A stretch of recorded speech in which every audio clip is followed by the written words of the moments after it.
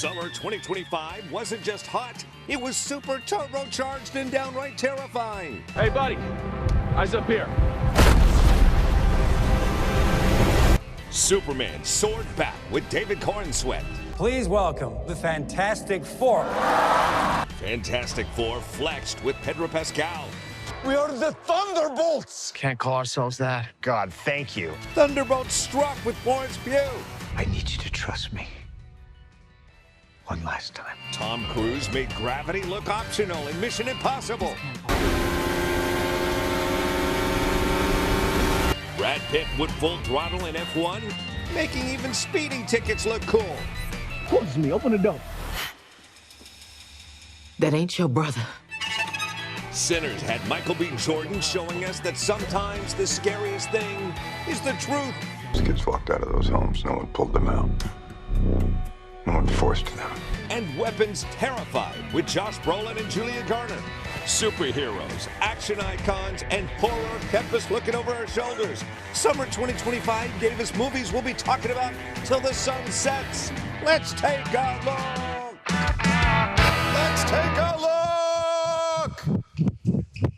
Yeah, just creeping you out. How many people do you see running into the workplace doing that now? Yeah, it's a thing because we're talking, of course, about weapons and everything else that is summer. Summer has dropped. It's over. Now it's time to dish it up. Let's talk about what you liked and what you didn't like with our very good friend. You know her, you love her from Nori's Black Book, Natalie Franklin. Hi, Mark. How you doing? I'm good. How are you? I need you to trust me one last time. Okay. What movie's that from? I don't know. See, it's coming up from this show. That's a deep tease. A little bit later in this show. I was just gonna trust you because you're you. Yeah, well, let's dish about what made it, what didn't make it over the summer. Before we get to that, you know her work. You've probably seen her in a lot of Kardashian stuff. You started Nori's Black Book on Instagram. I did. And currently you're writing for one of the funniest people on the planet. Yes, Martin Short for Match Game. I worked on that show, which is currently on ABC every Wednesday, 9 p.m. Watch it. Is it hard to write for someone who's gone 7 generations being funny? Very hard, very hard. He has a high bar for comedy. And probably a little kickback, and you probably have to explain a lot to him. Exactly.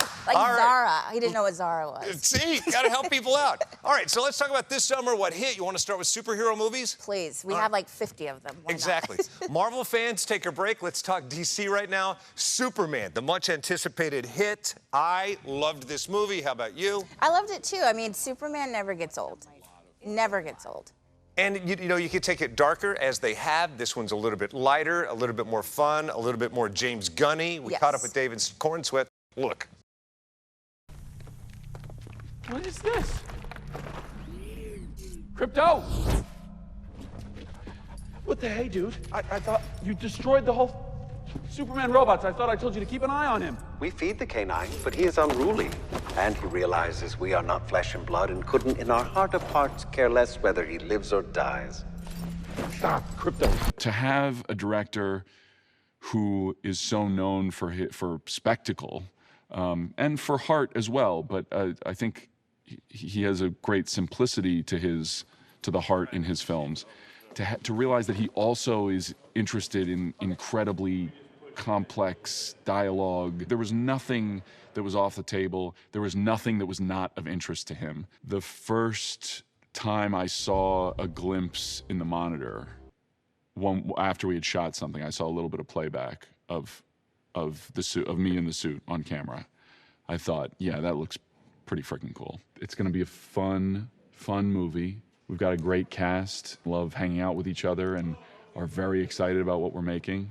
I think we're making some really cool stuff that's going to be worth waiting for and worth getting hyped about and worth seeing on a big screen. So worthy of being seen on a big screen, now reduced to small screens. You think it still plays? Yes, of course. It's Superman. It's Superman. It's always going to play. And you know, in the summertime, I like it light and more fun, and it's a more fun Superman. Same could be said of the new Fantastic Four. Yes, Pedro Pascal as a superhero. That was fun. Are you a Pedro fan? I am. He's very sweet. I like him. I think he'd be a fun hangout. Yeah, I think so too. A lot of fun. I got a chance to catch up with this modern cast, including him, and I think we talked about the theme song. Listen. Fantastic Four. It lives in your dreams. That's the thing. That was awesome. Unfortunately, that's all our time. Good to see you. Bye. So, when you first heard that, when that advances the trailer for this, that's as remarkable as the movie, did it send you chills? You've all done great stuff, but how did it feel? Yeah, I mean, that we heard that for the first time on set. There was a complicated sequence about us getting ready to go up into outer space for the first time after the accident. And our director was like, you know what, actually, maybe this will help. I'll play you guys some of the music that's going to go on underneath this scene. And we heard this incredible theme, and I was like, oh yeah, okay. This all makes so much sense. It's so aspirational. It's so dramatic and compelling. I was like, okay, cool. I'll just shut up and just strap my seatbelt on and we'll go. Yeah. And you, sir, you are a father figure in every genre, the ultimate protector in everything you put your hands to. Don't you ever just want to sit it out? Because here you are again, literally stretching yourself thin to save everybody. Yeah, it's a good idea. I think I'll sit this one out. Vanessa? We're all stepping into this big thing. Characters that have been in movies already, that have devoted fans years before we ever stepped into their shoes, and that could be really scary. And then we have this opportunity to all like step into it together as a family and and make each other laugh and look after one another. And it was just it was indescribably special. Very special. I love that you have episodic superstar Pedro in there from The Last of Us and, of course, Mandalorian. But also, when we first took that shot, we both shouted, "Cousin!" Yes, Bear fans. And if you watch this movie, I love that they have the Thing actually kind of as a chef. Yeah, exactly. A little nod to the bear. We all love the bear. So thumbs up? Thumbs up. 2 thumbs up. Way up. All right, so let's talk about the next movie. Take a look at the video. What are your thoughts about Thunderbolts? Thunderbolt wasn't a smash at the box office, but it's a cult following. It has a cult following. The funny thing about it, as the summer went on, people started discovering it later when it started streaming, and like it had mixed reviews first, it's actually righted itself. It's now going to go down in Marvel lore as being a great movie. Yes, and deservingly so. And we caught up with Florence and David to talk about it. Look. This movie has an emotional depth and goes to some dark places, but at the same time, miraculously is stunt-driven, action-driven, entertaining, and heartfelt. Yeah. How did they pull that off? That's a great question. Kind of above my pay grade. I mean, a lot of people spent a lot of work on making this movie great. I think what Florence and I tried to bring to it was we had this very complex dynamic that was set up in Black Widow of these two people who are very broken, very flawed, who are trying to do the right thing. And, we wanted to really have them explore what their life is like now. And so that's what, I was really focused on. The movie itself, though, as a whole, as you say, is like so dynamic and incredible, and I just love it. I can't wait for people to see it. Jake had so much love for the two of you, both about your stunts and performance, but also the depth and kindness you brought to it. What say you about Jake? Every single thing that we have been talking about in press that people love is because he fought for it. You know, how you just said that the stunts were shot practically. He fought for that. He wanted every single character to not only have their own arc, but for us to all really feel responsible to dig deeper within our stories. He was the one that wanted this movie to heavily be about mental health and talking about it and asking for help. Everything that we love about it is because of that man, and he's a genius. I always forget that people are from Europe or the UK. Right, I was like, accent. Exactly, I always forget. Jump scare. Unhand him, put him down now. Hello, could you get me a spot of tea? Very Idris Elba.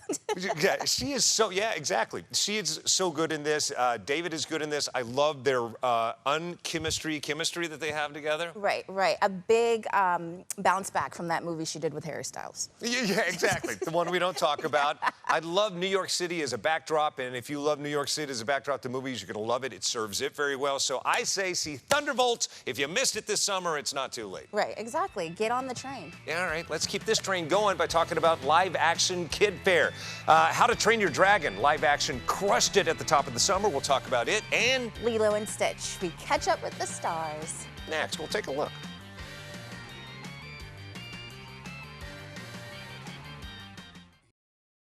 Hey, welcome back to Take a Look. Thanks for hanging out. We're counting down all of the top summer movies, seeing how they fare as we issue them, pack them away to streaming, and move on to fall. Exactly. Hey, it's a world-famous Natalie Franklin. Find her at Natalie the Hero. Awesome. And jump in and talk about this with me on Instagram at TV Marquez Allen. All right, now let's move on into, you ready to talk about it? I'm ready. How to Train Your Dragon. Did you love the original 2D?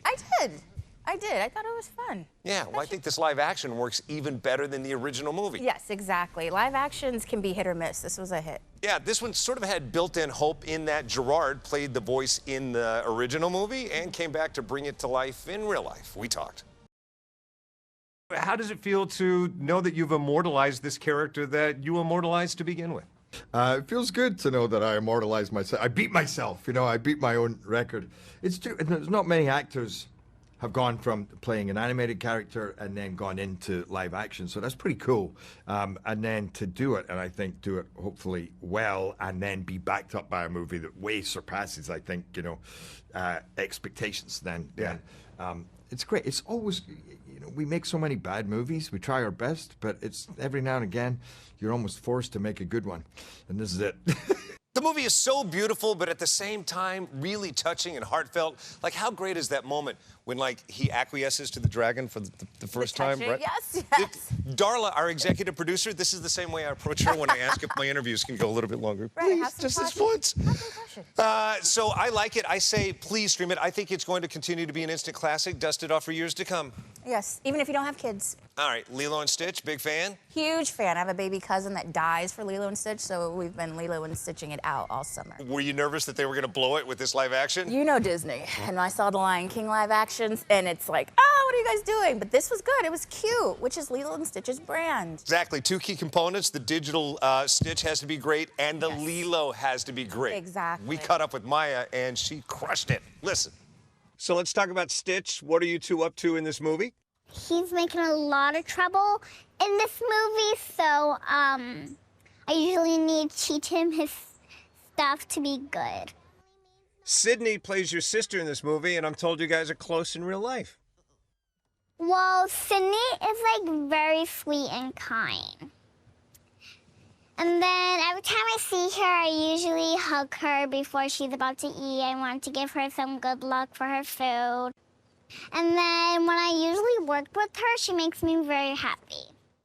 She makes her happy. Come on, is there another live-action Lilo? Scout the world over. You're going to never find better casting than that. Cute. Her voice, her little voice, I love it. So good. I really love this movie, and obviously you did too. It crushed it over the summer and probably will continue to do so in streaming. That's another great summer movie. All right, coming up next, let's talk about the action. Brad Pitt, F1. He has a need for speed. Yes, I know I'm quoting Top Gun, but that's because it's the people who brought you Top Gun. But that makes sense, because then we're also going to do Mission Impossible with the stunning Tom Cruise. The ever stunty. We'll catch up next. Stunty. Welcome back to Take a Look. We're catching up with all of the summer movies before we pack them up, if we're going to pack them up and move on to autumn. Yes. All right, so let's talk about the action. Big summer wouldn't be great without big action, and I have the need for speed. Yes. Reminds you of Top Gun because the people who brought you Top Gun brought you F1, this time with Brad Pitt. I had mixed emotions about the trailer. I thought, this is either going to be really, really great or horrible, and it was great. Same. I was pleasantly surprised this didn't suck. Any big surprise standouts in the casting or the players? The chemistry between Brad Pitt and Idris. Yeah, the Obi-Wan to the Padawan. Exactly. And the old man getting pushed out. Exactly. And there's also a great, warm message at the end of it. I like how it finishes, but I won't plot spoil. If you haven't seen it, see it now and find someone who has the biggest possible LCD possible home theater setup to see it, and take popcorn to make it feel like the movie experience, because it deserves it. And the men are hot. Let's just be real about that. The men I can neither confirm nor deny that, but yeah, I agree. There's a reason they're A-listers. Speaking of A-listers, Tom Cruise and his Power Pack company, many of the same who brought you the first Top Gun, now bring you Mission Impossible. Dun, dun, dun, dun.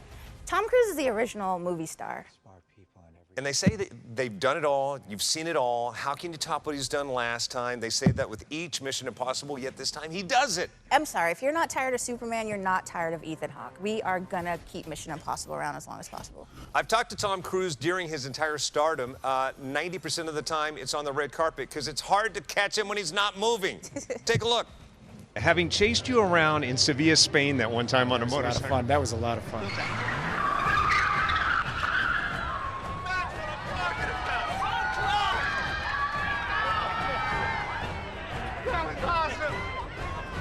Tired of it? Never.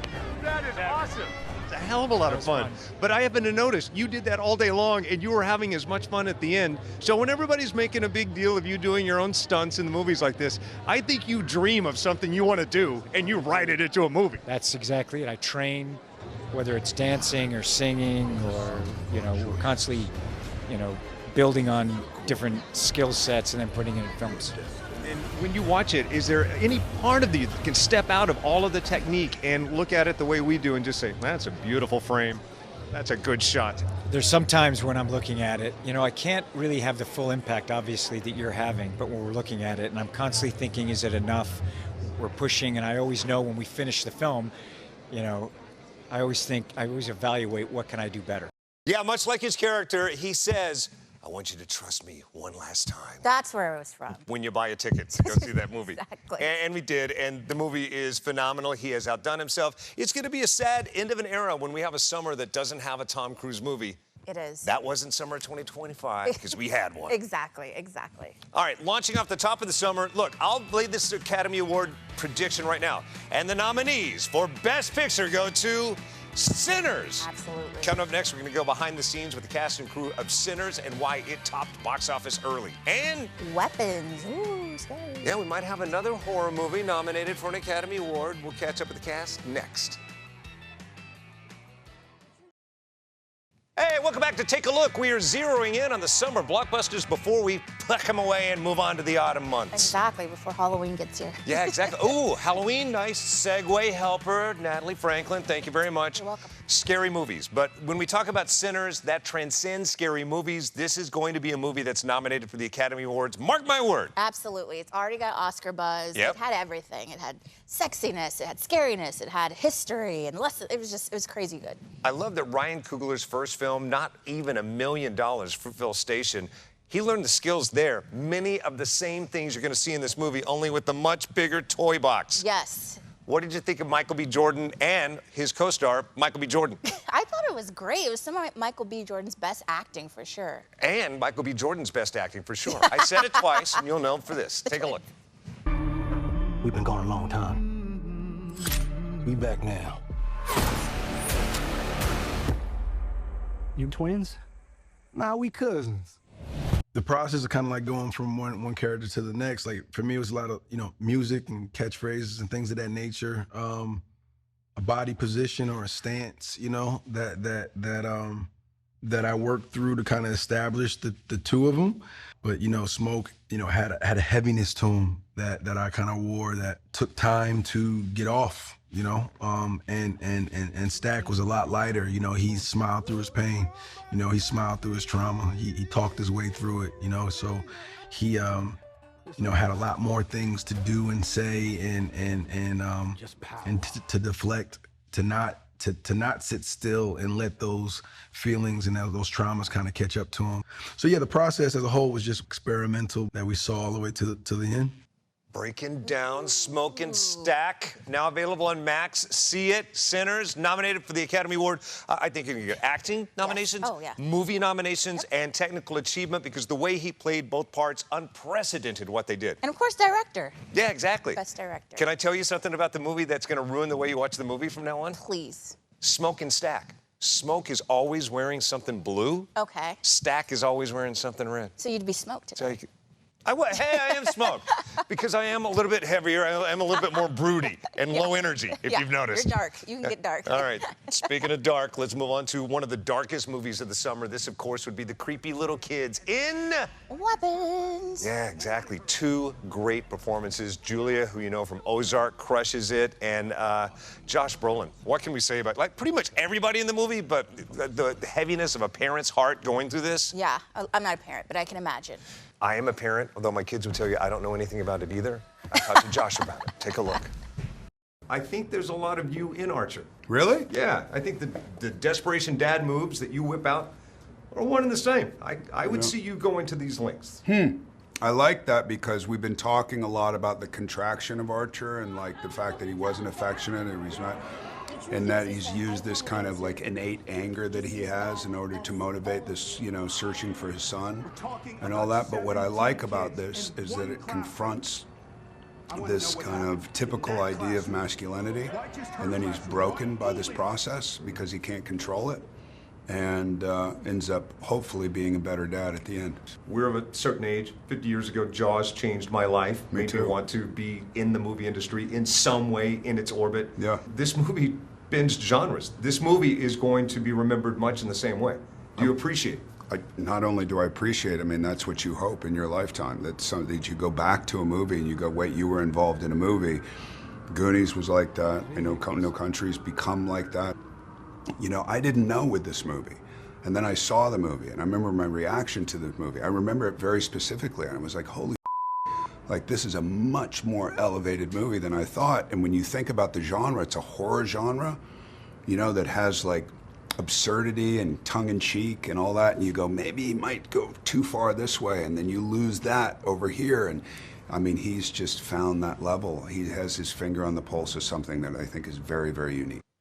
Oh my gosh, so unique, so rewarding. 50 years ago, we were scared about Jaws, the summer of 1975. This movie hit some of the same notes and a satisfying ending in the same way. Nice, nice. Wouldn't you love, have you ever thought, I would love to watch a movie with one of the stars? I would love to watch any of his movies with him for commentary. Yeah, it'd be interesting to see what he has to say behind the scenes, all this stuff. Yeah, or to sit at the dinner table with he and his stepmom, Barbara Streisand. That would be fun, too. All right, where do we find you on Instagram? At Natalie the Hero, everywhere. There you go. And at Nori's Black Book. That is Natalie Franklin. I'm Marcus Allen. Find me at TV Marcus Allen. Let's talk movies. Have a great one. We'll talk about fall movies next time at